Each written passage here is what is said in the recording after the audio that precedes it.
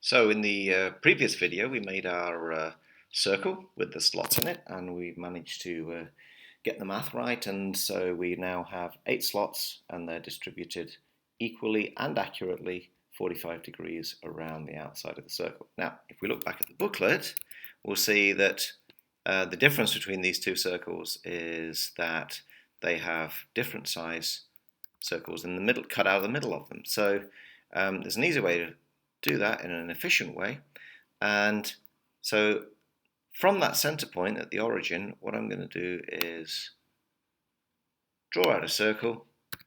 The radius of one of them is 80, and I can delete that middle part now in order to create the shape of the first one. Now, otherwise, the other one of the two circles is exactly the same, except for the fact that the center circle is, instead of 80, it's 40. Now, because these are extremely similar to each other, I can make a copy and change it.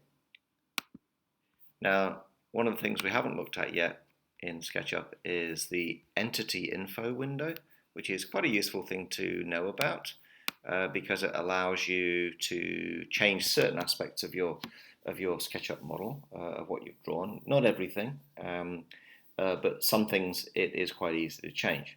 Like, for example, the radius. Now, I've just moved and copied this, and if I now go to the window menu and choose Entity Info, this little box appears up here. Now, entity, for those of you who are not native speakers of English, is just basically a fancy word for thing. So basically it's info about the thing. Now the thing that we're talking about in this case is the thing that's selected. In this case, the circle. And if I select that circle, you can see now some information pops up about it. It shows you what layer it's on. It shows you how many segments it's made of. But most importantly for our purposes, it shows you what the radius of the circle is. And because this is a text box, I can basically put my cursor in there, change the 8 to a 4, hit the enter key, and it changes the radius from 80 to 40. Now, you'll see, if I zoom out a little bit, that the copy hasn't been changed. Now, don't get confused. These are not components, right? These are still just plain drawings that haven't yet been made into components. If I'd made it into a component and then did this, they would both change. But since they're not components yet, I can change one without affecting the other.